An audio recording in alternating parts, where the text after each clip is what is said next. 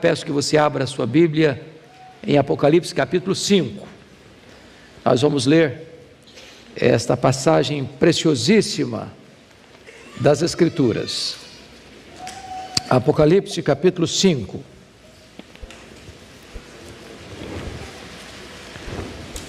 Está escrito o seguinte: vi na mão direita daquele que estava sentado no trono um livro escrito por dentro e por fora, de todo selado com 7 selos. Vi também um anjo forte, que proclamava em grande voz: quem é digno de abrir o livro, de lhe desatar os selos?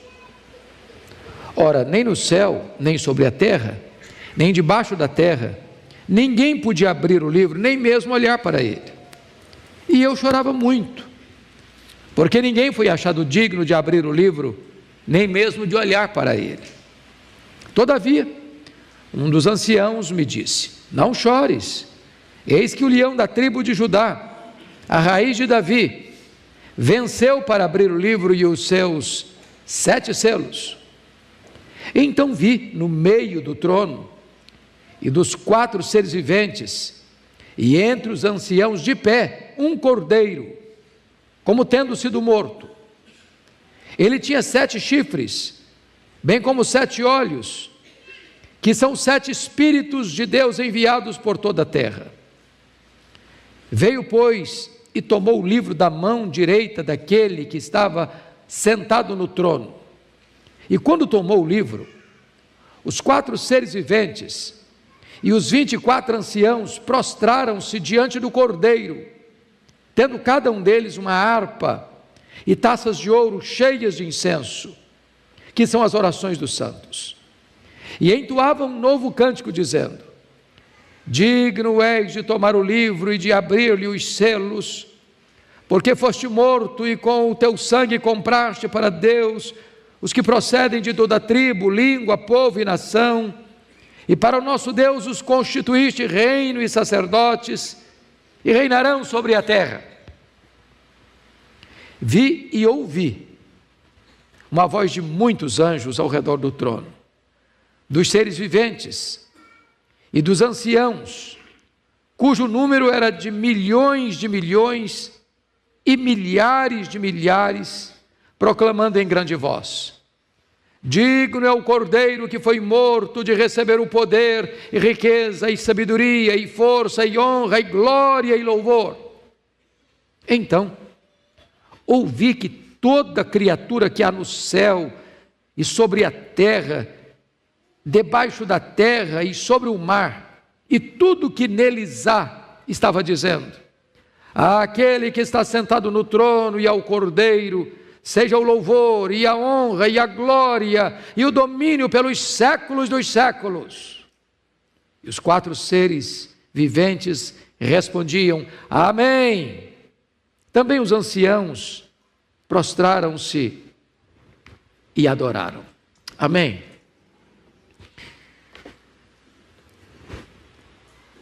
Hoje de manhã eu dei o tema: não tenha medo, Deus está no trono. Agora eu gostaria de dar o seguinte tema: não tenha medo, a história não está à deriva. Meus irmãos, quando eu olho o cenário mundial, ele é pessimista, ele é negativo.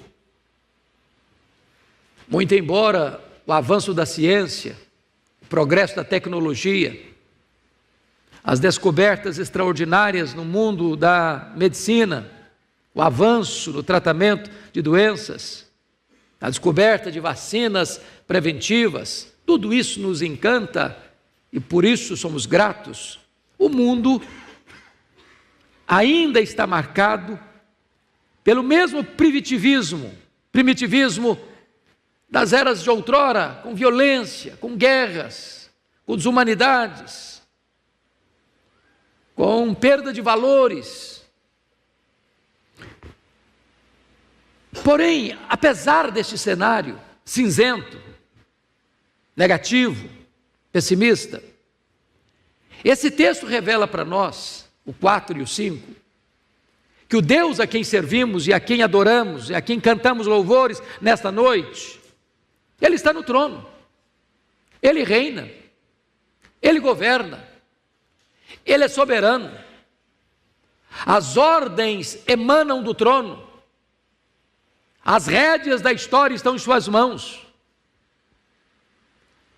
E esse texto então vai provar para nós que o mundo está confuso e perdido porque não compreende essa verdade. Se não, vejamos. Você pega, por exemplo, os pensadores gregos, que foram os grandes luminares da filosofia, das artes. A visão que eles tinham da história é que a história não caminha para um telos, para um fim, para uma consumação. A história está dando voltas. O que foi ontem está sendo hoje e será amanhã. E isso volta e volta e volta e não vai para lugar nenhum. Se você olha os pensadores existencialistas, os materialistas, eles olham para a história e dizem: não, a história é uma sucessão de fatos sem significado, não há um plano, não há uma esperança. Isso pode ser representado, por exemplo, com a novela de Albert Camus, A Praga. Nessa novela, ele cria a ideia, ou um cenário da cidade de Oran, sendo invadida pelos ratos, que trouxeram a temida peste bubônica. E um médico, pesquisador, juntamente com seus assistentes, descobrem o remédio para vencer aquela epidemia da peste bubônica. Mas ao término do livro ele diz assim: é só uma questão de tempo, os ratos voltarão. Não tem esperança, não tem consumação. Os problemas que assolaram a humanidade ontem vão continuar assolando hoje ou amanhã, no futuro. Quando você vai pensar nos pensadores de hoje, como Friedrich Hegel, no seu livro Filosofia da História, ele diz que os povos nunca aprenderam da história, por isso repetimos seus erros. Se você consulta Winston Churchill, o grande primeiro-ministro da Inglaterra, ele diz que os homens cresceram em poder e conhecimento, mas não evoluíram moralmente. Hoje os homens mais cultos, doutos, repetem as mesmas loucuras do passado. São agentes de atrocidades, apesar do seu autoconhecimento. Por isso que o historiador Gibbon, no seu livro Declínio e Queda do Império Romano, diz que a história é pouco mais do que um registro de crimes, loucuras e infortúnios da humanidade. Quando surge algum ufanista, como Thomas More, em seu livro Utopia, ele previa um tempo na terra em que o homem construiria um paraíso com as suas próprias mãos. Mas aí chega o século XX, e vem duas sangrentas guerras mundiais, que bota toda a esperança humana no chão, na lona. O homem cresceu, mas ele é um monstro, sem Deus, não tem nenhuma esperança para o futuro. Então, penso que essa pequena e breve introdução só tem um propósito. Na perspectiva humana, a história não tem significado, nem sentido, nem esperança. A pergunta é assim mesmo? Vai continuar sendo assim mesmo? Ou tem esperança? Ou tem sentido? Ou tem propósito? Pois esse texto lido hoje traz a resposta para nós. E a primeira resposta é que o Deus que está no trono do universo tem um propósito para a história. Veja comigo o verso 1, por favor. Você pode ler comigo em voz alta? Vamos juntos? Vi na mão direita daquele que estava sentado no trono um livro escrito por dentro e por fora, de todo selado com 7 selos. Meus amados, esse livro é um emblema. Esse livro está selado, é um rolo na verdade, por dentro e por fora, e está selado com 7 selos, número da perfeição, da completude. E esse livro representa que Deus tem uma filosofia da história, um plano para a história, um propósito para a história. A história não está à deriva, a história não está dando voltas, a história não é um caminhão sem freio ladeira abaixo. A grande questão é: quem tem esse livro na mão? Na mão direita é o Deus Todo-Poderoso, descrito no capítulo 4, aquele que está sentado no trono, aquele que reina e governa. Mas este livro, ele é completo, não tem nada mais para escrever. Isso significa o seguinte: Deus não é colhido de surpresa. Há uma falsa teologia rodando aí no mercado, chamada de open teísmo, ou teísmo aberto, que diz que Deus é surpreendido como nós somos. Não, Deus não é surpreendido.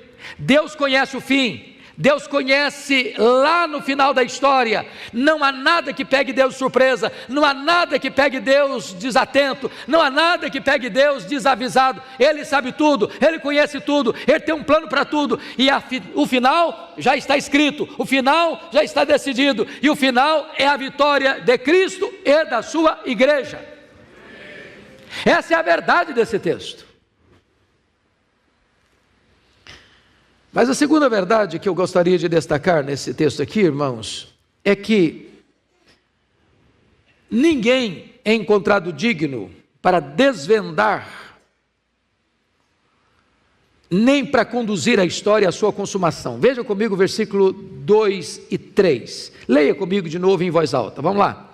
Vi também um anjo forte que proclamava em grande voz: quem é digno de abrir o livro, de lhe desatar os selos? Ora, nem no céu, nem sobre a terra, nem debaixo da terra, ninguém podia abrir o livro, nem mesmo olhar para ele. O livro está selado com 7 selos. Então um anjo forte começa a fazer uma pergunta, e essa pergunta ressoa no céu, ecoa na terra e ribomba debaixo da terra. E a pergunta é: quem é digno? Quem é digno? E essa pergunta percorre o céu, percorre a terra, percorre debaixo da terra, e ninguém foi encontrado digno.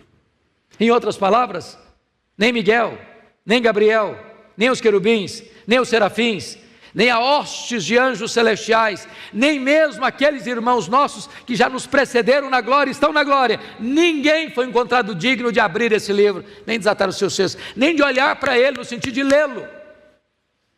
Então a pesquisa vem para a terra. Nenhum rei, nenhum soberano, nenhum pensador, nenhum filósofo, nenhum cientista, nenhum teólogo, nenhum poderoso deste século foi encontrado digno. Então a pesquisa percorre abaixo da terra, é uma expressão para dizer os demônios, e todos aqueles que já estão lançados lá, sofrendo as agruras do inferno. Também nenhum demônio foi capaz de ser apto, ou melhor, ser digno para dar sentido à história. O que significa? Significa, meus amados irmãos, que não há ideologia. Nós estamos vivendo no mundo das ideologias. Não há nenhum partido político, não há nenhum sistema econômico, por melhor que seja, que consiga dar rumo à história, dar sentido à história e conduzir a história a uma consumação. A solução para a história não está nas mãos dos anjos, não está nas mãos dos homens, não está na mão dos demônios. A grande questão é quem é digno. Mas a grande constatação é: ninguém foi encontrado digno. E a grande decepção é: e eu chorava muito. Quando ele diz eu chorava muito, talvez João está pensando assim: será que a promessa do capítulo 4, verso 1 não vai se cumprir? Porque no capítulo 4, verso 1, João vê uma porta aberta no céu e uma convocação: sobe para aqui e eu te mostrarei as coisas que em breve devem acontecer. Parece que tem um choque, parece que está uma contradição, porque aquele que está no trono governa o mundo, Está dizendo que as coisas vão acontecer, devem acontecer, mas agora ele não encontra ninguém digno para pegar este livro, abrir os seus selos, decifrá-lo e dar sentido à história. Desta forma, esta crise de João é a sua crise, é a minha crise, é a nossa crise. Porque você olha para o mundo hoje, pensemos bem, meus irmãos, parece que o mal está vencendo.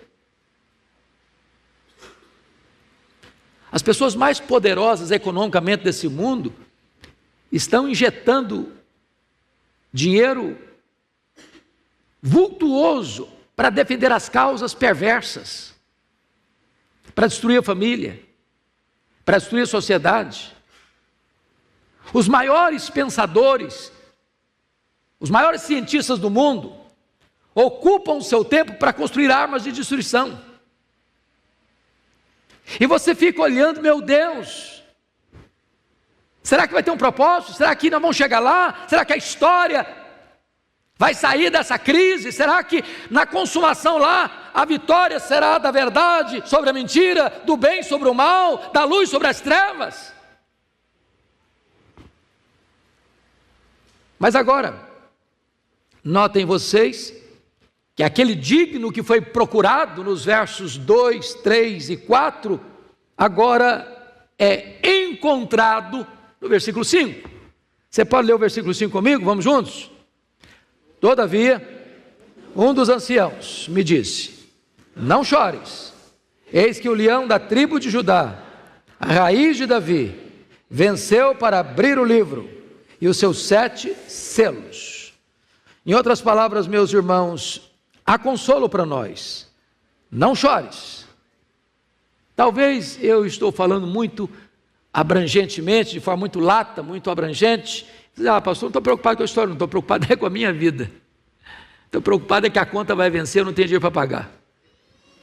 Eu estou preocupado, na verdade, que eu estou ficando velho, não sei se vou poder pagar o plano de saúde. Estou preocupado mesmo se eu vou conseguir criar meus filhos, se eu vou poder ver meus netos. Estou preocupado mesmo, é que se eu ficar doente, eu estou encrencado. Estou com medo. Não é do que vai acontecer no mundo, não, que vai acontecer comigo. E eu quero dizer a você, meu amado irmão, que essa voz que ecoou lá no céu, não chores, está querendo dizer o seguinte: Deus é poderoso para botar um basta na sua dor. Deus é poderoso para pôr um ponto final nas suas perguntas sem respostas. Deus é poderoso para reverter o quadro que tantas vezes aflige a você e a mim. Deus é poderoso para tomar conta da nossa vida agora e dirigir a nossa vida para o futuro. Mas vejam vocês que a solução da história, ela está em Jesus. Porque a pergunta é: quem é esse leão da tribo de Judá? Quem é este que é a raiz de Davi? Quem é este que tem essas características aqui? Venceu para abrir o livro dos seus 7 selos. E venceu como? Venceu o quê? Venceu a quem? Esse venceu o diabo. Esse venceu a morte. Este venceu o inferno. Este venceu o mundo. Este venceu o pecado. Este é o vencedor que lá na cruz do Calvário esmagou a cabeça da serpente. Este é aquele que entrou nas entranhas da morte, arrancou o aguilhão da morte e matou a morte. Este é aquele que desbaratou o inferno quando ele expôs os principados e potestades ao desprezo. Este é aquele que ressuscitou, inaugurou a imortalidade e diz para você que se você crê nele, você não morre eternamente, você já passou da morte para a vida. Este é o vencedor que torna você e eu vencedores com ele. Louvado seja o Senhor. Mas, meus amados, o que é maravilhoso, confira comigo o versículo 6. Então, vi no meio do trono e dos 4 seres viventes, um entre os anciãos de pé, um cordeiro como tendo sido morto. Eu acho isso maravilhoso, porque a informação que João recebe é que o leão da tribo de Judá, a raiz de Davi, venceu para abrir o livro. E ele quer ver o vencedor. Cadê o vencedor? E quando ele olha, ele não vê um leão, ele vê um cordeiro. Um cordeiro como tendo sido morto. Porque antes de ser leão, Jesus foi cordeiro. Antes de ser o leão do túmulo vazio, ele foi o cordeiro que foi imolado na cruz. E ele só é o leão porque foi o cordeiro que foi morto. Agora, quem é esse cordeiro? O texto responde para nós. Ele tem 7 chifres. Chifre na Bíblia é um símbolo de poder. Quando diz que ele tem 7 chifres, quer dizer que ele é onipotente. Quando diz aí no versículo 6 que ele tem 7 olhos, significa que ele tem todo o saber, todo o conhecimento. Ele não só é onipotente, ele é onisciente.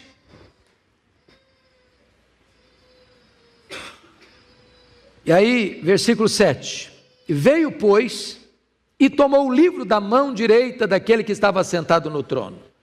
Em outras palavras, o livro da história, que você não pode cifrar, nem eu, nem qualquer poderoso deste século, está literalmente nas mãos de Jesus.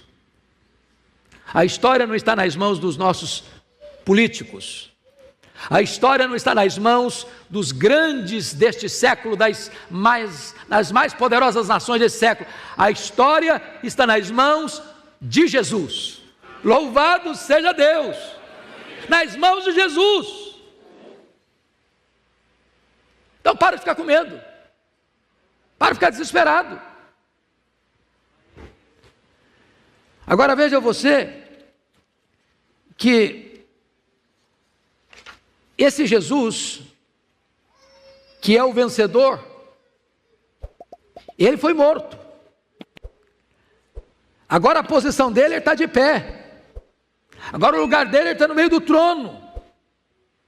E ele é capaz, ele é digno, ele é competente para dar significado à história e dar esperança para o seu coração. Agora, vamos avançar no texto a partir do verso 8, para fazer a seguinte pergunta: quais são as implicações práticas para você e para mim nesta noite, de saber que o livro da história está nas mãos de Jesus? Que implicação tem isso? Primeiro, versículo 8, isso significa que você e eu podemos orar com confiança. Você pode ler o verso 8 comigo? Vamos juntos?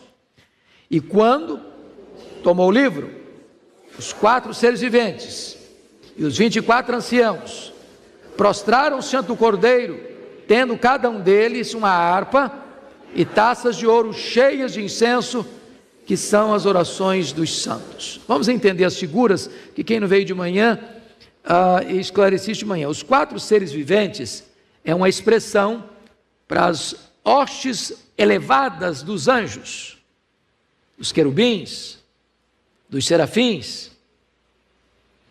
E os 24 anciãos é uma representação da igreja do Antigo Testamento e do Novo Testamento, dos patriarcas e dos apóstolos. É a igreja universal, é a igreja remida e lavada no sangue do Cordeiro. Então o texto está dizendo que esses seres celestiais, os anjos e a igreja glorificada, quando ele tomou o livro, diz o texto que todos, anjos e homens, membros da igreja que está exaltada, triunfante, prostraram-se diante do Cordeiro, tendo cada um uma harpa e taça cheia de incenso, que são as orações dos santos. Meu amado irmão, você já parou para pensar que quando você ora, esta oração nunca é perdida, porque é como se uma figura de uma taça, que você põe lá, e põe lá, e põe lá, e põe lá o incenso da sua oração. Uma hora essa taça vai transbordar. Ela está cheia agora. E quando essas orações se enchem, está lá em Apocalipse capítulo 8, elas retornam para a história como as grandes intervenções de Deus. Nenhuma oração que você faz é perdida. Elas são recolhidas nesta taça de Deus. E no momento oportuno, dentro do propósito de Deus, aquela oração que você fez vai entrar com uma ação divina na história, para mudar a história. Nem toda oração nós recebemos imediato. Quantos filhos que se converteram por causa da oração de seus pais lá atrás? Chega um momento em que Deus diz: agora eu vou responder aquela oração. Talvez você não veja o resultado da sua oração, talvez Deus te chame antes de ver o resultado das suas orações, mas nenhuma oração que você faça vai ficar perdida. Isso significa que o cordeiro que tem o livro na mão é o cordeiro que também, mediante a sua mediação, faz com que as orações que você faz venham em retorno para a terra, como as intervenções soberanas de Deus. Vale a pena orar, faz sentido orar. Segunda implicação, versículo 9: se faz sentido orar, porque Jesus está com o livro da história nas mãos, faz sentido uma outra coisa, faz sentido você evangelizar. Olha o verso 9 comigo. Você pode ler o 9 comigo, por favor, todos juntos? E entoavam novo cântico dizendo: digno és de tomar o livro e de abrir-lhe os selos, porque foste morto e com teu sangue compraste para Deus os que procedem de toda a tribo, língua, povo e nação. Então você vai ver aqui 4 grupos: um grupo étnico, tribo; um grupo linguístico, língua; um grupo político, povo; um grupo social, nação. Agora preste atenção no que está escrito: ele foi morto e com o seu sangue comprou para Deus. A teologia reformada tem uma área muito linda que nós chamamos de a doutrina da expiação, que é o seguinte: a maioria das pessoas imagina da seguinte maneira, que Cristo morreu na cruz para possibilitar a salvação. Ele morreu na cruz, mas cabe a mim aceitar ou rejeitar. Então, se ninguém aceitasse, ele morreu em vão, porque o negócio está na sua mão. Ele não morreu para salvar, ele morreu para possibilitar a salvação. Mas não é isso que está escrito. O que está escrito?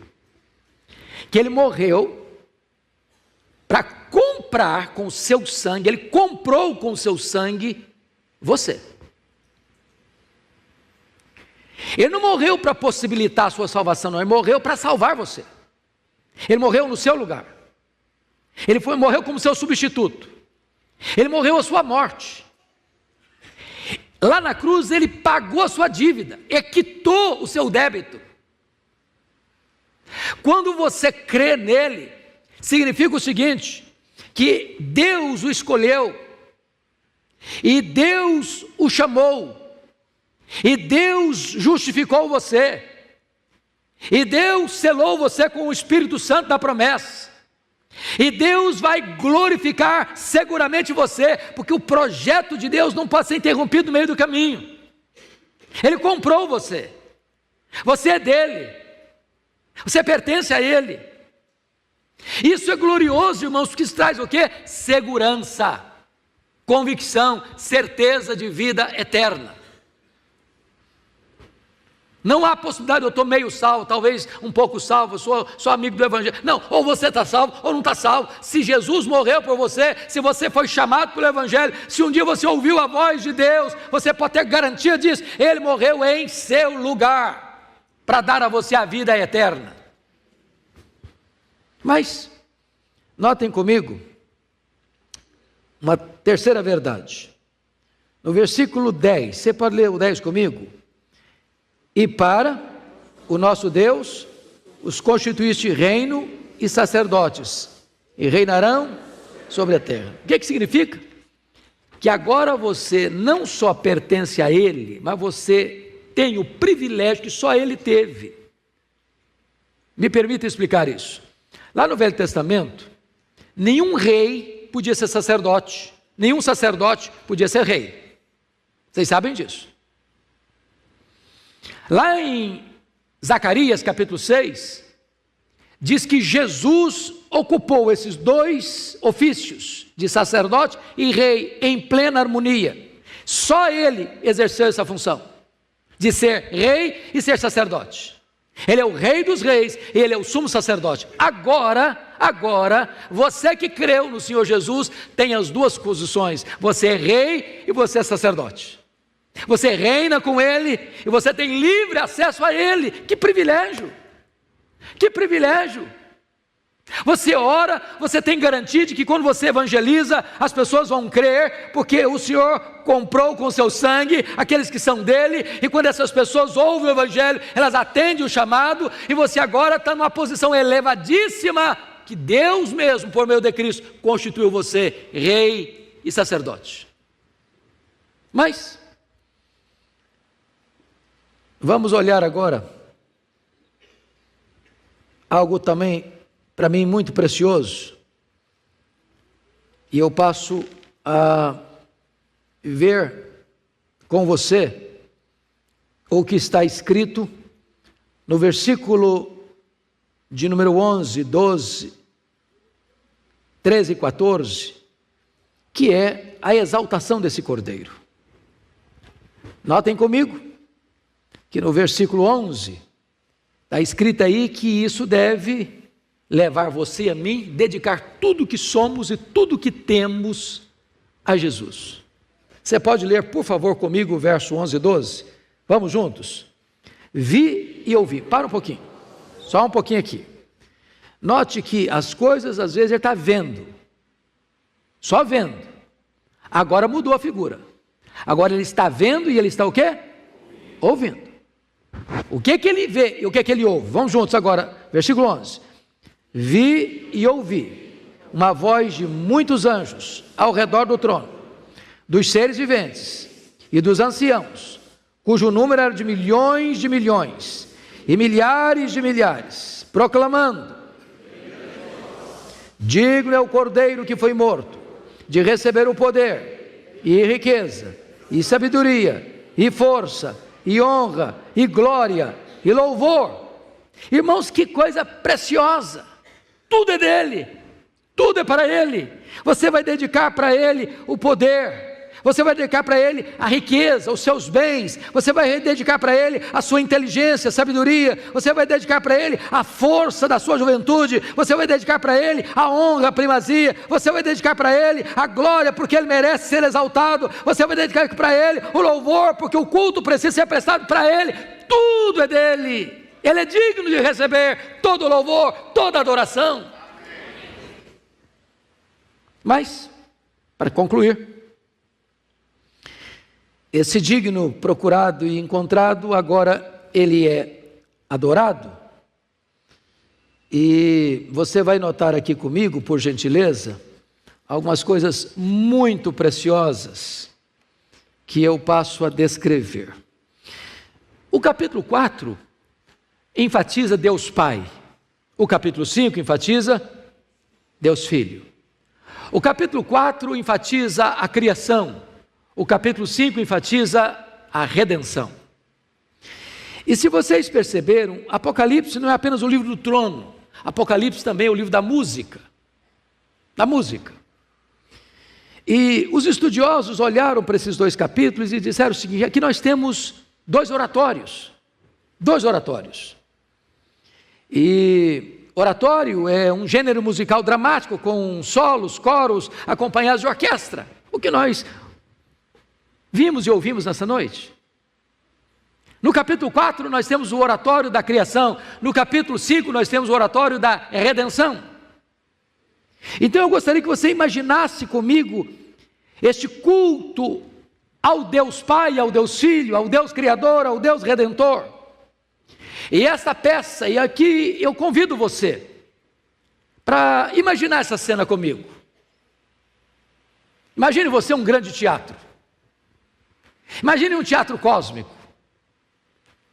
Imagine você estando lá, não como um espectador, mas como alguém que faz parte do drama, do grande musical. Imagine você que o universo inteiro está atento a esta cena. E esse musical vai começar. E as cortinas vão se abrir. E esta música apoteótica, arrebatadora, vai começar primeiro com o culto ao Criador. E ela começa, confira comigo, no capítulo 4, no versículo 8, com um quarteto, os 4 seres viventes, clamando e dizendo e cantando: Santo, Santo, Santo é o Senhor, o Deus Todo-Poderoso, aquele que era, que é e que há de vir. E esta música abre esse grande musical. Em seguida, vem o responso, que você confere comigo, por gentileza, quando o texto nos informa que os seres viventes são os querubins e os 4 anciãos e os 24 anciãos vão se reunir e eles vão cantar. E é a música da criação do versículo 11, quando ele diz: Tu és digno, Senhor, Deus nosso, de receber a glória e a honra e o poder, porque todas as coisas tu criaste, sim, por causa da tua vontade vieram a existir e foram criadas. Quando termina essa segunda música de exaltação ao Criador, então você tem o responso.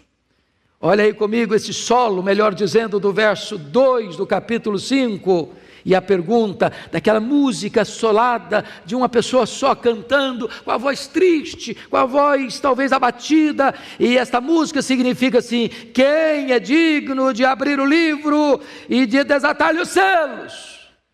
E aí então vem a quarta música, que é o responso, que está no verso 5, quando um dos anciãos diz: não chores, eis que o leão da tribo de Judá, a raiz de Davi, venceu para abrir o livro e desatar-lhe os selos.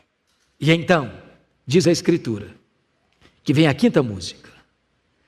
Agora, os 4 seres viventes, os seres angelicais e os 24 anciãos, toda a igreja, ela se prostra diante do Cordeiro e começa a cantar uma música arrebatadora, que está no versículo 9. Digno és de tomar o livro e de abrir-lhe os selos, porque foste morto e com teu sangue compraste para Deus os que procedem de toda tribo, raça, povo, língua e nação, e para o nosso Deus os constituíste, reino e sacerdócio, e reinarão sobre a terra. Parece que esse musical está crescendo e crescendo e crescendo, e então no verso 11 nós somos informados que agora os seres angelicais, voz de muitos anjos ao redor do trono, dos seres viventes, dos querubins e dos 24 anciãos da igreja, cujo número era de milhões e milhares de milhares, agora é um coral que você não pode saber quantos são, é uma multidão incontável, e essa multidão incontável está cantando e proclamando em grande voz: digno é o Cordeiro que foi morto de receber o poder e a riqueza e a sabedoria e a força e a honra e a glória e o louvor. E todo o universo está aguardando o término deste musical, deste oratório da criação e da redenção, na música mais arrebatadora, na música mais apoteótica, jamais composta e jamais cantada, porque no verso 13 somos informados que agora toda criatura que há no céu, toda criatura que há na terra, toda criatura que há debaixo da terra, e toda criatura que está sobre o mar, e tudo que neles há, estava dizendo nesta música final: aquele que está sentado no trono e ao Cordeiro, seja o louvor e a honra e a glória e o domínio pelos séculos dos séculos. E quando a música termina, os 4 seres viventes responderam: amém. E este amém percorre o universo. E então diz a Bíblia que os 24 anciãos, a igreja de Cristo, se prostra e adora. E adora. Esta vai ser a cena do céu. Esta vai ser a cena arrebatadora, quando as cortinas da história se fecharem, não tem tragédia, não tem derrota, não tem desespero. O universo inteiro está adorando e exaltando o Cordeiro de Deus, e você e eu fazemos parte desta grande igreja dos primogênitos, daqueles que foram lavados no sangue do Cordeiro. Há esperança para nós, há segurança para nós. Nós não caminhamos, meus irmãos, para o ocaso, nós caminhamos para este glorioso alvorecer da eternidade, onde nós estaremos com Ele e para sempre reinando com Ele. Aleluia, louvado seja o nome. O texto que eu quero repartir com vocês hoje está no Evangelho de Cristo, conforme o relato de João, capítulo de número 13. João capítulo 13. Versos 34 e 35. João 13, 34 e 35. Está escrito: novo mandamento vos dou, que vos ameis uns aos outros, assim como eu vos amei, que também vos ameis uns aos outros. Nisto conhecerão todos que sois meus discípulos, se tiverdes amor uns aos outros. Amém. Hoje eu quero tratar de um assunto que é essencial, é vital, é fundacional, é absolutamente importante.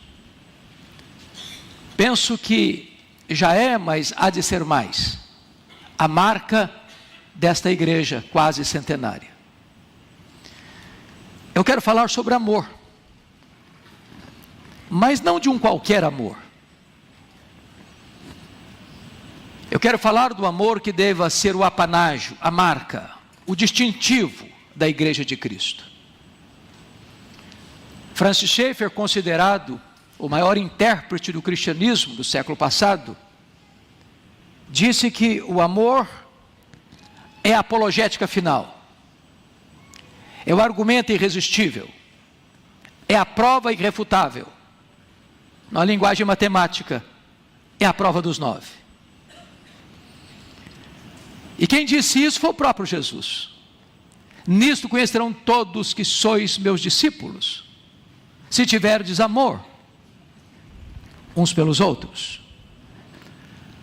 A Bíblia é tão categórica neste ponto, que certa feita alguém pergunta para Jesus: qual é o maior mandamento da lei? E Jesus respondeu: o maior mandamento da lei é amar a Deus sobre todas as coisas. E o segundo, semelhante a este, é amar o próximo como a si mesmo. Portanto, nós estamos falando da própria essência da palavra e a própria essência do cristianismo.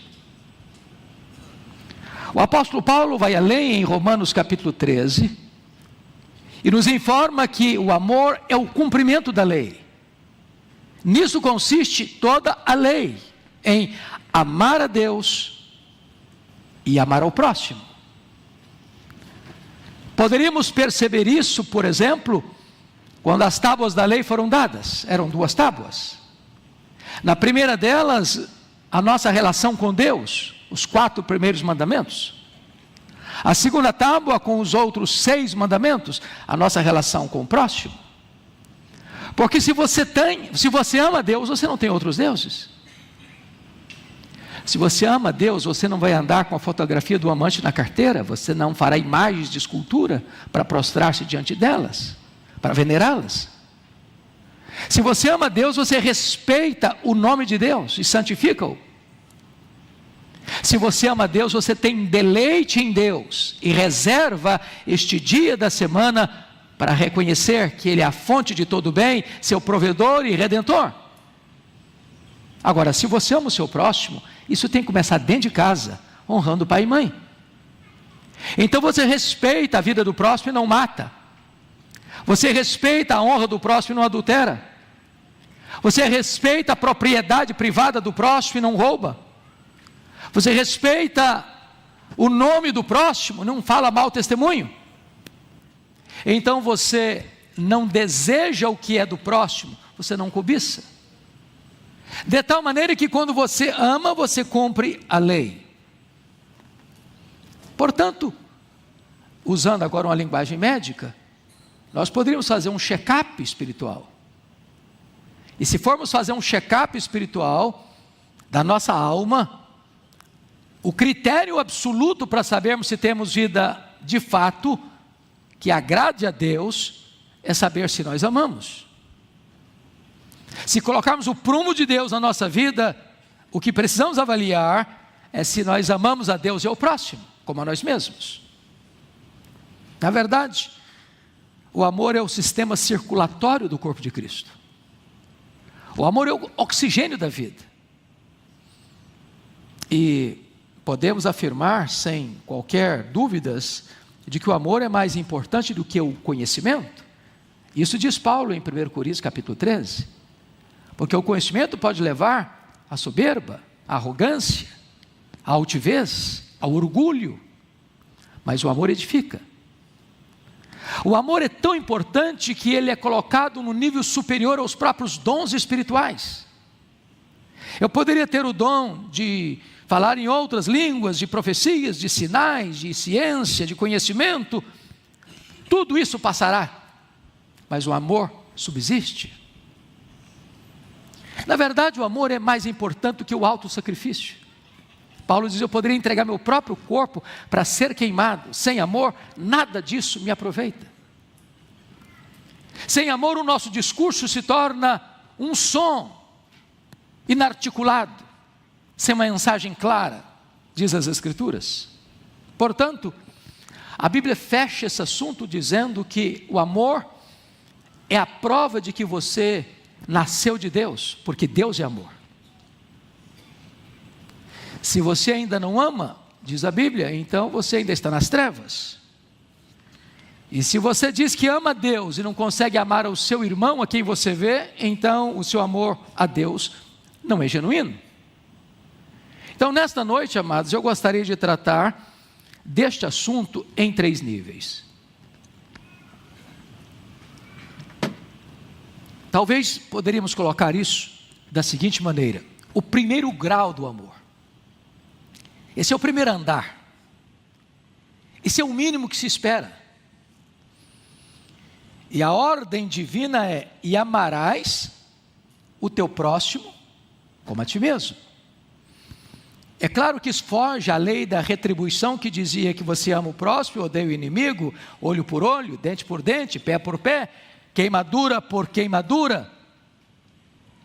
Mas a palavra de Deus não leva para esse campo do revide, da recompensa, da retribuição. Mas amar o próximo como você ama a você mesmo. Mas isso é revolucionário. Porque qual a tendência humana? É colocar o eu e depois o outro. E não colocar o outro no mesmo patamar do eu.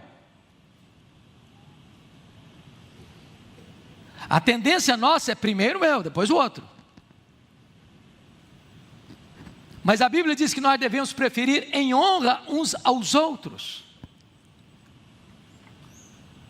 Foi isso que provocou, queridos pastores e presbíteros, o grande avivamento coreano em 1907.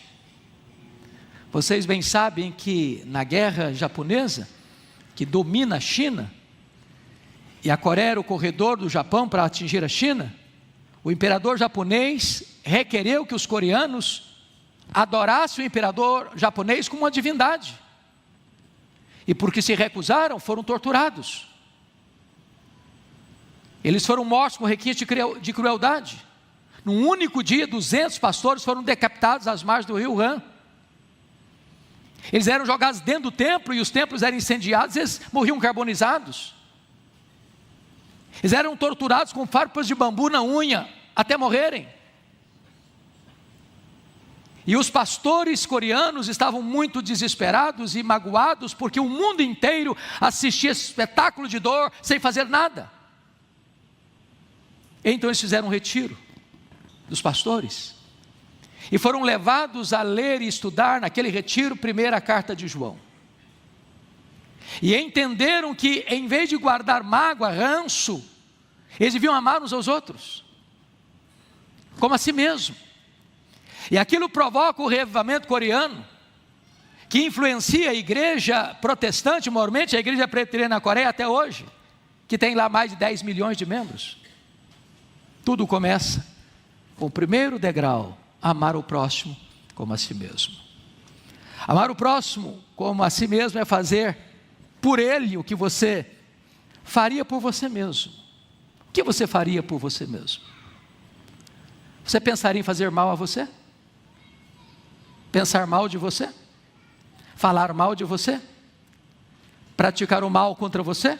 Isso é autofagismo? Isso é autodestruição? Pois então eu tenho que amar o próximo e desejar a ele e fazer por ele e falar a ele o que eu falaria por mim mesmo. Amar o próximo como a si mesmo, é claro que é muito mais do que amar o irmão. Preste atenção aqui. Porque quando aquele mestre da lei perguntou para Jesus, o que eu devo fazer para herdar a vida eterna? E Jesus diz, o que a lei diz? Aí ele repetiu a lei, amarás o Senhor teu Deus, todo o teu coração, toda a tua alma, toda a tua força, todo o teu entendimento, e amarás o teu próximo como a ti mesmo. Está correto, é isso mesmo. Aí o camarada quis se justificar, mas quem é o meu próximo? Aí Jesus contou a parábola do samaritano, de um cidadão judeu que descia de Jerusalém para Jericó e caiu nas mãos dos salteadores. Ele deixou o camarada espoliado e semi-morto, e passou por lá um sacerdote, olhou, passou de largo. Passou um levita, olhou e passou de largo. Passou um samaritano, olhou, parou, chegou perto, pensou as feridas, colocou o cidadão em cima da sua cavalgadura, levou para uma hospedaria e disse, olha, se alguma coisa mais eu ficar devendo, quando eu voltar, pagar-te-ei. Jesus pergunta, quem é o próximo do homem que estava à beira do caminho ferido e espoliado? Aquele que usou de misericórdia com ele, disse o intérprete da lei, pois então vai tu e faz o mesmo, e viverás. Agora preste atenção, que amar é muito mais que amar o meu igual. A Bíblia tem escalonamentos de amor. Você primeiramente deve amar os membros da sua casa. Quem não cuida da sua própria família é pior que o incrédulo. Segundo nível, você deve amar primeiro e servir primeiro aos domésticos da fé. Terceiro, você deve amar e servir a todos os homens, independente de raça, de cultura, de religião. Quarto, você deve amar até os seus inimigos. Se o teu inimigo tiver fome, dá-lhe de comer. Se tiver sede, dá-lhe de beber. Em outras palavras, meus irmãos, isso é o primeiro degrau do amor. Primeiro degrau do amor. Mas me permita ilustrar, biblicamente. Na cena do juízo final, lá em Mateus 25, a partir do verso 31, Jesus narra quando ele voltar na sua majestade e glória, se assentar no trono para julgar as nações. Ele vai dizer aos que estiverem à sua esquerda, apartai-vos de mim, malditos, para o fogo eterno preparado para o diabo e seus anjos, porque eu estive com fome e não me deste comer, eu estive com sede e não me deste beber, eu estive nu e não me vestiste, eu estive preso e não fostes ver, eu estive doente e não me visitaste, forasteiro e não me abrigaste. Notem vocês que todos os pecados alistados são pecados de omissão. É deixar de fazer. Então deixar de fazer o bem a outrem é um pecado tão grave que leva à condenação eterna. Notem vocês, é dar comida, é dar água, é dar roupa, é dar abrigo. Quando João Batista estava pregando no deserto, e o que ele pregava? Batismo de arrependimento para a remissão de pecados. As multidões perguntam para ele, o que faremos diante disso? E ele disse, quem tiver 2 túnicas, dê uma para quem não tem. Quem tiver comida, faça o mesmo. Ou seja, entendamos, ninguém vai para o céu porque dá comida e roupa para as pessoas. Generosidade não é arrependimento. Mas generosidade, amor prático, é a evidência do verdadeiro arrependimento, e não um substituto do verdadeiro arrependimento. Portanto, amar o próximo não é palavra, é ação. A Bíblia diz, filhinhos, não amemos apenas de palavras, mas de fato e de verdade. Mas mais do que isso, meus amados irmãos, amar o irmão como você ama você mesmo, dá sentido à própria vida. A vida como um caramujo, emborcada para dentro de si mesma. Uma pessoa que é egoísta. É a primeira menção que Paulo faz lá na lista de 2 Timóteo, capítulo 3. Os homens serão egoístas.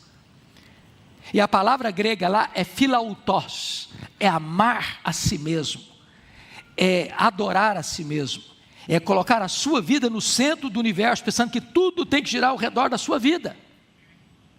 As pessoas que vivem essa vida emborcada para dentro de si mesmas, pensando em si mesmas, buscando apenas a satisfação de si mesmas, elas não amam a Deus, elas não amam o próximo, elas têm um Deus, e esse Deus chama-se eu. Richard Sibbes, que foi um dos puritanos conhecidos, disse que somos o que amamos e não o que sabemos.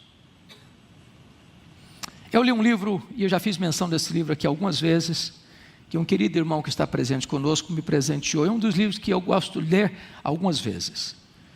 Em Busca de Sentido, de Viktor Frankl. Viktor Frankl é o pai da logoterapia. Viktor Frankl sobreviveu ao Holocausto. E nesse livro ele conta as agruras que ele enfrentou num campo de concentração nazista. E ele diz que as pessoas que sobreviveram ao campo de concentração nazista não foram aquelas pessoas que lutaram para sobreviver, estas morreram. Mas aquelas que, apesar das angústias, ainda lutaram para ajudar outras a sobreviverem, estas sobreviveram. Porque o amor não é egocentralizado, o amor é outro centralizado. É por isso que a Bíblia diz que mais bem-aventurado é dar que receber.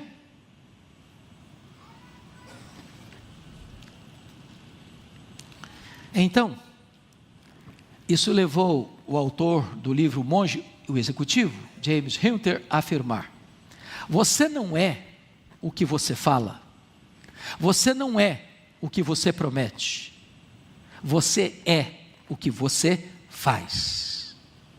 Amor não é discurso, amor é ação. Mas esse é o primeiro degrau do amor. O texto que nós lemos vai nos levar ao segundo grau do amor. Notem comigo João 13:34, que Jesus disse: novo mandamento vos dou. Portanto, é algo que ainda não tinha, é inédito, é agora. Ele subiu a régua. Ele foi para um nível mais avançado. E ele diz: novo mandamento vos dou, que vos ameis uns aos outros, assim como também eu vos amei, que vos ameis uns aos outros. Por que que esse mandamento coloca a régua mais em cima? Por que que sobe de nível? Primeiro, porque amar os irmãos como Cristo nos amou é um mandamento novo em seu perfeito exemplo. Quando eu vou amar o meu próximo como a mim mesmo, eu tenho um problema. Porque há pessoas que não conseguem amar a si mesmas. Tem gente com um problema de complexo de inferioridade, com autoestima achatada. E toda pessoa que tem um complexo de inferioridade, uma autoestima achatada, ela não ama a si mesma corretamente. E quem não ama a si mesmo corretamente não consegue amar o próximo adequadamente. Mas agora eu tenho um modelo perfeito. Um modelo perfeito. Eu devo amar o meu irmão como Cristo me amou. E esse amor é mais do que amar a si mesmo.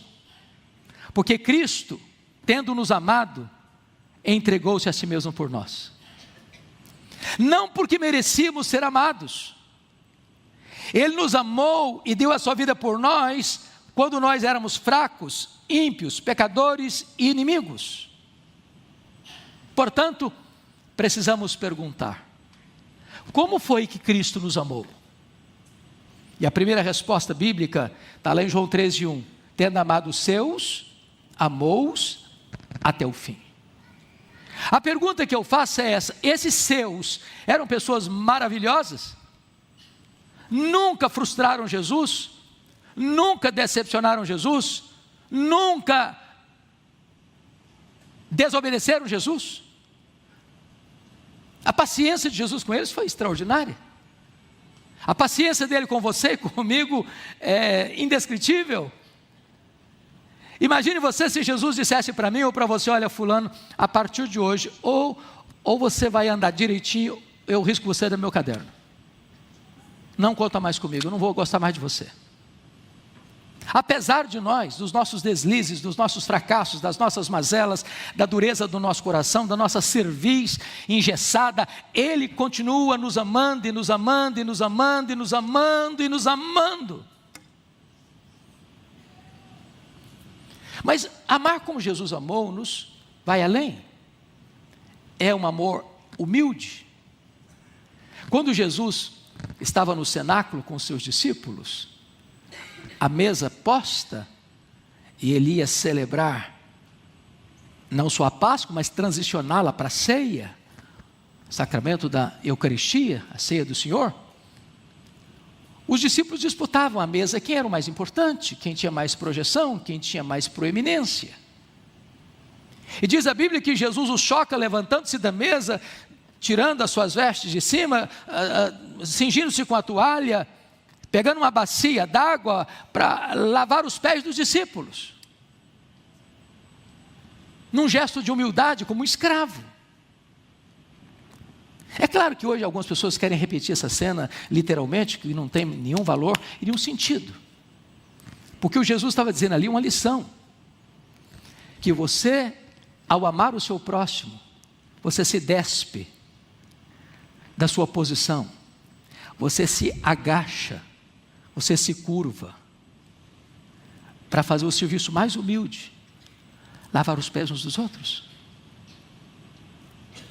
Ou seja, não é possível amar assim, com qualquer arrogância no coração, com qualquer altivez de coração. É um amor humilde que desce do pedestal, que não se sente diminuído com a toalha na mão, que tem como símbolos do cristianismo uma toalha e uma bacia. Mas amar como Cristo nos amou vai além. É amar até mesmo o inimigo. Preste bem atenção nisto. Qual é a tendência do nosso coração? É amar quem gosta da gente e dá um gelo, ou tratar com indiferença, ou até hostilidade quem não gosta da gente. Ou não é assim? Quando fazemos isso, nós empatamos o jogo. Nós estamos tratando com o outro da mesma maneira que ele nos tratou. Mas Paulo diz que você vence o mal com o bem. Você vence o mal com golpes de bondade. E eu vou ilustrar. Acho que todos vocês conhecem a vida, a biografia, a trajetória de Abraham Lincoln, que foi o 16º presidente dos Estados Unidos, eleito no dia 6 de novembro de 1860. Na campanha para a presidência, ele enfrentou um adversário muito hostil. Talvez o homem que mais o criticou, que mais mal dele falou, que colocava nele os apelidos mais horrendos, o Sr. Edward Stanton. E Lincoln ganhou a eleição no dia 6 de novembro de 1860. Para surpresa de todos os correligionários, ao ser eleito, Lincoln nomeia Edward Stanton como ministro da guerra, ou ministro da defesa. Isso foi um barulho na nação inteira. Muitos se sentiram desconfortáveis com aquela indicação. E ele respondeu: é o homem mais preparado nessa nação para ocupar essa função. Pois bem, Edward Stanton tornou-se o maior e mais próximo amigo de Lincoln, o mais eficiente ministro da guerra daquele tempo. E quando Lincoln foi assassinado, no dia 14 de abril de 1865, quem fez o discurso laudatório na cabeceira do caixão, chorando em lágrimas, foi o Sr. Edward Stanton. E quando alguém perguntou para ele, diante das lutas de ter nomeados, como é que você encara uma situação dessa? Ele disse: a melhor maneira de você vencer um inimigo é ganhando como amigo. Pois este é o desafio do cristianismo. Você tem um novo modelo. Mas em segundo lugar, o amor aos irmãos como Cristo nos amou é um novo mandamento em seus motivos inspiracionais. Porque Jesus nos amou e deu a sua vida por nós. E em que sentido ele nos inspira? Eu peço a pessoal da mesa para botar na tela 1 de João 3,16 e a igreja vai ler conosco. Por favor, toda a igreja lendo esse versículo comigo. Vamos lá, juntos, toda a igreja? Nisto conhecemos o amor, que Cristo deu a sua vida por nós, e devemos dar a nossa vida pelos irmãos. Qual é a motivação de nós darmos a vida pelo nosso irmão? É que Cristo nos amou e deu a sua vida por nós.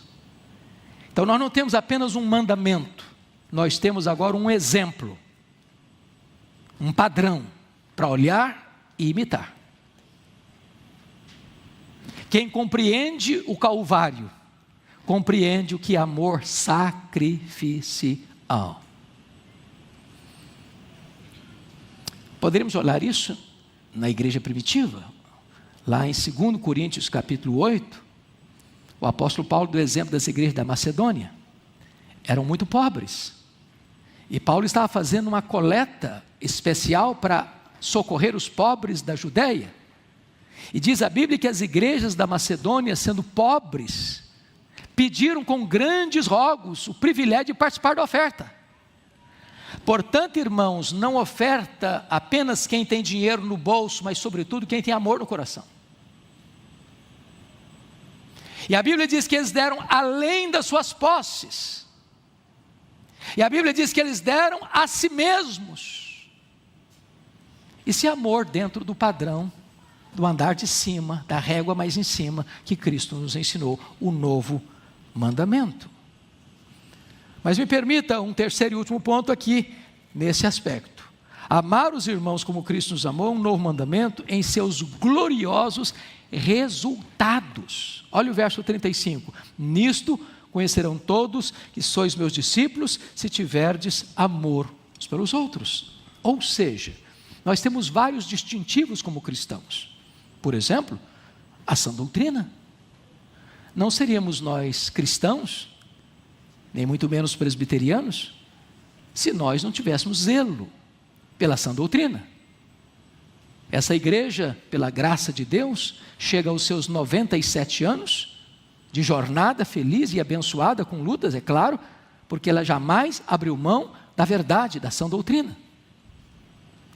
Nós poderíamos ter outras características, nosso sistema de governo, a maneira como nós administramos os sacramentos, o cuidado que nós temos pelo ensino da Bíblia, o cuidado que nós temos com a ética cristã, o cuidado que nós temos com a educação. Mas o distintivo que Jesus nos deu, com maior clareza, com maior eloquência, você quer saber se você é um discípulo de Jesus? Quer saber se o fulano ou Beltrano é um verdadeiro discípulo de Jesus? A prova dos 9 é, a apologética final é: nisto conhecerão todos que sois meus discípulos, se tiverdes amor uns pelos outros. Portanto, eu posso ter todos esses outros caracteres.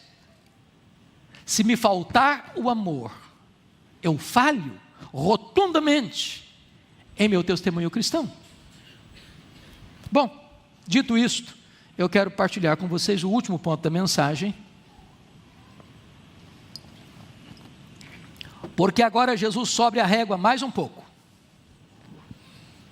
Ele coloca agora num nível mais avançado ainda. E eu remeto vocês ao texto de João 17, verso 26, eu peço que ponha na tela para a igreja toda acompanhar. João 17, 26. Vamos juntos, irmãos? eu lhes fiz conhecer o teu nome, e ainda o farei conhecer, a fim de que o amor com que me amaste esteja neles, e eu neles esteja. Vejam vocês que o terceiro grau deste amor não é amar como você ama o próximo, não é amar como Cristo amou você, é amar como o Pai amou o Filho. É um amor intratrinitariano, onde não tem disputa, onde não tem concorrência, onde não tem nenhuma das pessoas da Trindade dizendo eu sou maior, eu sou menor, eu sou mais importante, eu não sou. Não, é um amor de harmonia, pleno, absoluto.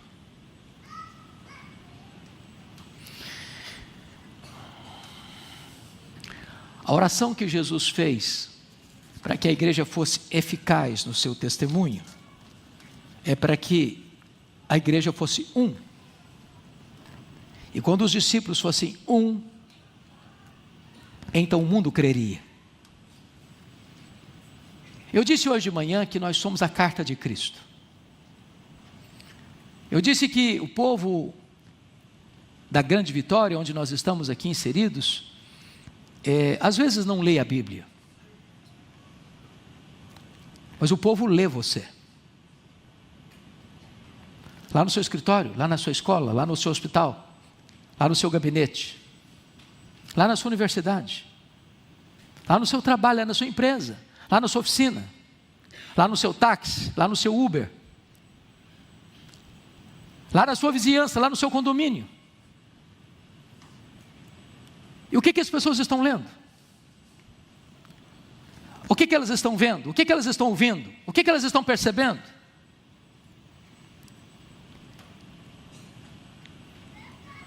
Paulo diz que não podemos nutrir nem um sentimento de superioridade, nem um sentimento de inferioridade.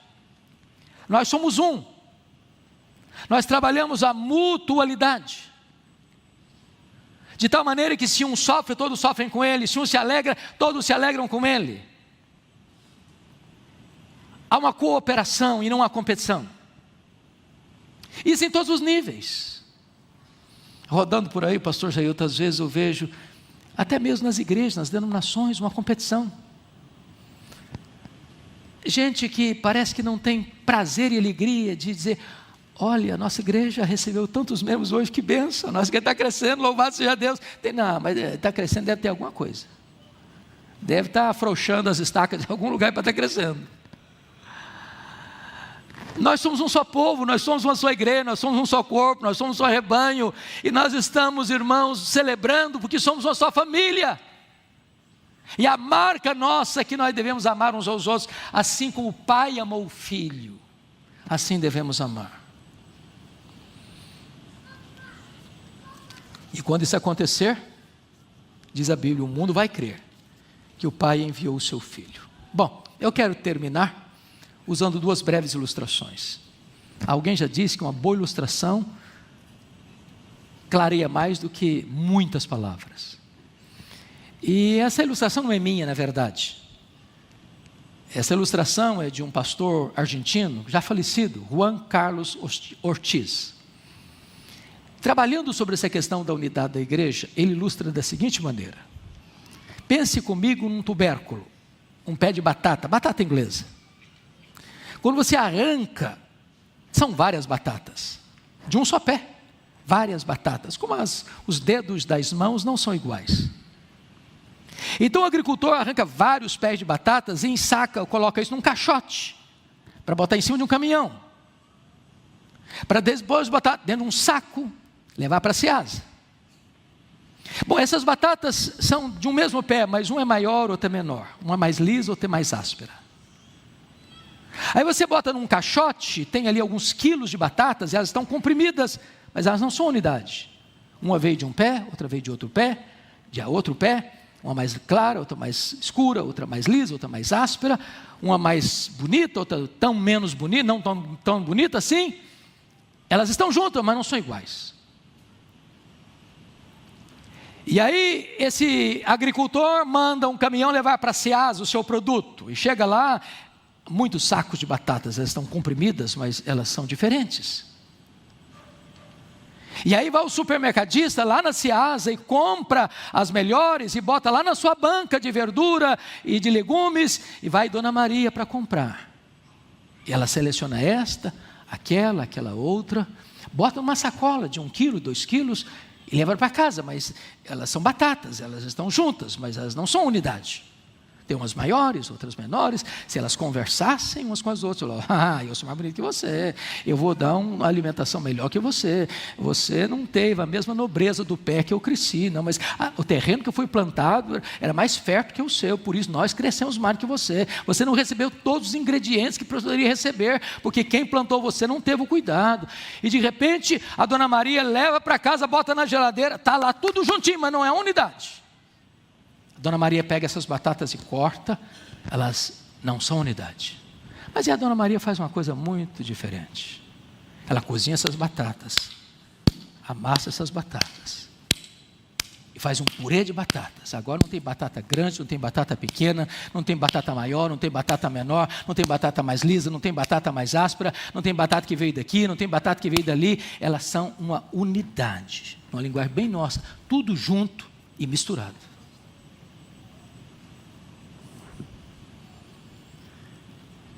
Nós deveríamos pensar na unidade cristã assim. O fulano tem mais dinheiro, tem que merecer uma prioridade. O Beltrano tem influência na sociedade e este vai ficar numa posição mais especial. Aquele lá, coitado, fica lá no canto, no último banco. Tudo bem. Mas se o anel for grande, aí ele vem e se assenta no primeiro banco, traz para cá. Não, se vier de chinelo de dedo, bota ele num lugar bem escondido para ninguém olhar. Na igreja de Deus, o homem mais rico se assenta do lado do homem mais pobre, eles são literalmente iguais. Na igreja de Deus, o diácono, podendo ser o maior empresário da cidade, carrega a cadeira nas costas para o pedreiro sentar e sentar com honra. Na igreja de Deus, não se olha para a conta bancária, nem para os diplomas da parede. Na igreja de Deus, nós somos rigorosamente iguais. E nisto consiste o amor. É o amor da unidade. E isso fará o mundo crer. Bom, vamos para a última ilustração. E agora eu vou recorrer a uma lenda judaica. Diz a lenda judaica que 2 irmãos eram agricultores. Um casado com vários filhos e o outro solteiro.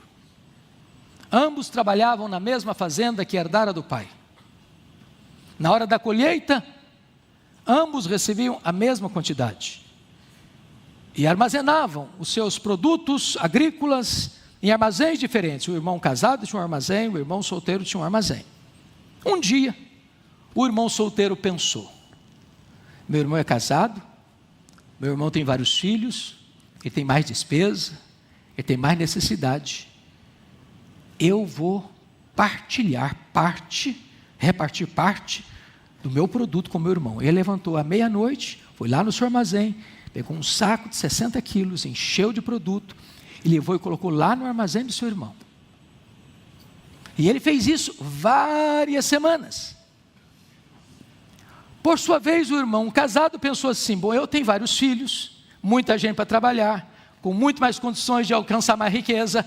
Meu irmão é sozinho, precisa mais de ajuda. Eu vou levar parte do meu produto para ele. Então ele levantava também a hora tarde da noite, enchia um saco de 60 quilos e botava lá no armazém do seu irmão. Mas ambos começaram a perceber que estava acontecendo um milagre ali. Porque ele levava um saco e no outro dia voltava, tinha a mesma quantidade. E esse aqui levava e botava lá e no outro dia pensava: mesma quantidade, não é possível, que milagre é esse? Até que um dia à noite, os dois se encontraram no caminho, cada um com um saco nas costas, e descobriram o milagre da multiplicação, que se chama amor. E diz a lenda que foi exatamente nesse local, agora é lenda mesmo, foi exatamente nesse local que o templo de Jerusalém foi construído. Esquecendo a lenda, a realidade da lição é verdadeira. O amor não constitui apenas de palavras, mas de ação. E a igreja vai ser conhecida em Vitória, no estado do Espírito Santo, no Brasil e nas nações, quando nós amarmos o próximo como nós mesmos, quando nós amarmos uns aos outros como Cristo nos amou, e quando nós amarmos o amor da unidade,